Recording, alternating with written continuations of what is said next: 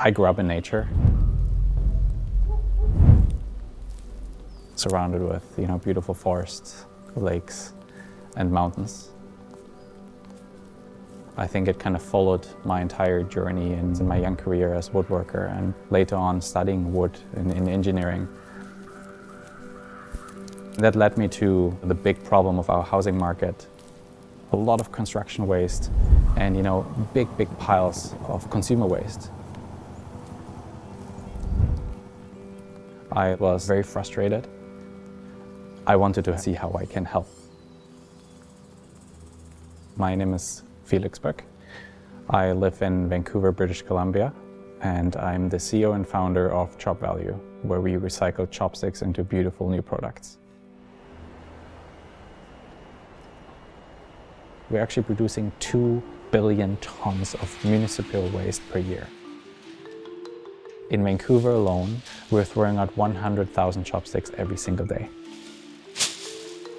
A single chopstick, goes through all this processing and harvesting and transport, travels 9,000 kilometers to land on my plate during lunch, only to be used for 20 to 30 minutes.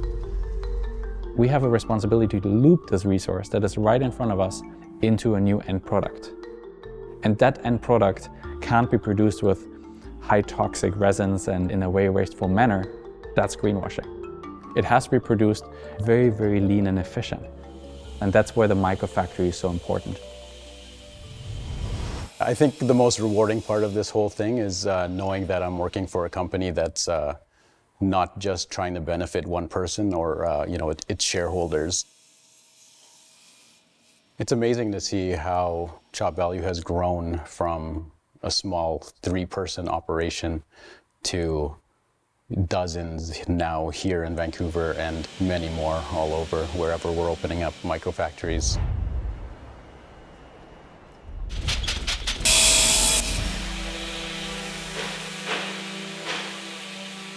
Our microfactory here in Calgary has been running for just over a year. I am a born and raised Calgarian. I really was looking to make a difference in this community that's so close to my heart. So that's kind of how it came to ChopValue YYC. A microfactory is designed to enable a small business owner to operate within a 2,500, 3,000 square foot space, turning an urban waste resource all the way into a beautiful new product while managing 5 to 6 people. It's so important to actually think about not shipping all sorts of resources to one big mega factory, produce in large volumes and then ship product from there all over the world. Because when you think about the carbon footprint of logistics alone, that's actually what's defeating the purpose of creating sustainable product. There's 7 of us here. And I think on any given day, you could ask any one of those 7 people to pick up a sander, go collect chopsticks, press some tiles. We all know everybody else's job, and I love being part of that. Day in, day out, our community builders are out with our restaurant partners and our businesses to pick up the chopsticks that they recycle for us. We bring them to our microfactory. That's where they go through the process of getting turned into a beautiful new uniform engineered material. And that modular material is then the tile that all our products are made of.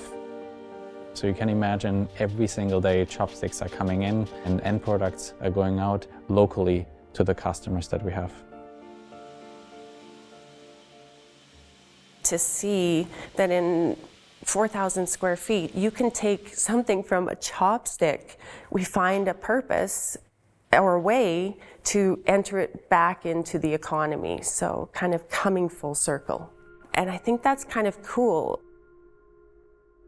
A circular economy is pretty much about reusing so that the life cycle of an item gets extended and we can reduce the stress on our environment and making sure that that loop is always closed. We want to create products that last long, and that's the whole point, is increasing the longevity of this product that would otherwise be thrown away into the garbage. That's the reason why I do what I do here instead of anywhere else. I'm fully awake and aware that we are part of a positive change. And I think that's a good feeling to wake up to. My job is really to make sure we grow responsibly and that our system grows healthy.